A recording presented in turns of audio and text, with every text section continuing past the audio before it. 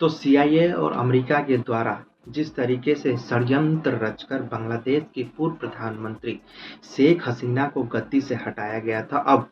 इस मकसद को आगे बढ़ाते हुए अमेरिका अब पूरे तरीके से बांग्लादेश के अंदर घुस चुका है। जिस तरीके से बांग्लादेश की पूर्व प्रधानमंत्री शेख हसीना ने कहा था कि हमने सेंट मार्टिन आइलैंड अमेरिका को नहीं दिया, जिस वजह से अमेरिका गुस्सा हो गया और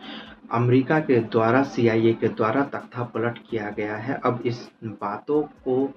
जो है इन ये जो बातें हैं अब वो सच साबित होती हुई दिख रही है। जिस तरीके से अमेरिकी सेना अब बांग्लादेश के अंदर घुस गई है, कॉक्स बाजार के अंदर अमेरिकी और बांग्लादेश की सेना ड्रिल करते हुए नजर आ रही है। इसके साथ साथ कई महीनों पहले एक बस के अंदर अमेरिकी सेना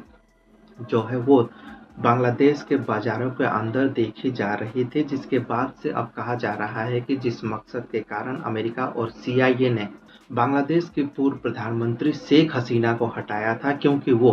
कॉक्स बाजार के अंदर जो सेंट मार्टिन आइलैंड है उस पर कब्जा कर सके, उसे अपने अंदर ले सके, वहाँ एक एयर बेस बना सके जिससे वो भारत और चीन के ऊपर नज़र रख सकता था। अब उनकी ये मंशा, जो उनका ये डर था, जो अमेरिका ये चाह रहा था, अब उसे अमेरिका आगे बढ़ाता हुआ दिख रहा है, क्योंकि अब अमेरिकी सेना बांग्लादेश के अंदर घुस चुकी है। तो वहीं दूसरी ओर स्टारलिंक की भी एंट्री बांग्लादेश में हो चुकी है। एक दिन पहले ही स्टारलिंक के द्वारा बताया गया है कि उन्होंने बांग्लादेश के अंदर अपना कार्यक्रम शुरू कर दिया है, जो स्टारलिंक नेट प्रोवाइड करता है। अब स्टारलिंक बांग्लादेश के अंदर आ चुका है और वो नेट प्रोवाइड जो इंटरनेट उपलब्ध करवाता है स्टारलिंक, वो अब बांग्लादेश में उसने शुरू करना स्टार्ट कर दिया है। तो एक और अमेरिकी सेना और अब स्टारलिंक के आ जाने से कहीं न कहीं जो बांग्लादेश की पूर्व प्रधानमंत्री शेख हसीना जो दावा करती थी, अब उस दावे के